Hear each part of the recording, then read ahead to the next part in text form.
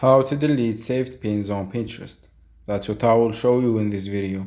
But before we begin, make sure to subscribe to the channel and ring the bell to get notified whenever a new video is uploaded. With that said, let's get started. So go ahead and open up Pinterest.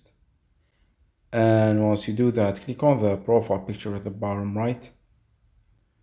And here you will find all of your saved pins. Say for example, I wanted to delete one of them. All what I need to do is click and hold on the pin till this pop-up menu appears. While still holding on the pin, move your finger to the pencil icon, which is the edit one, and then release.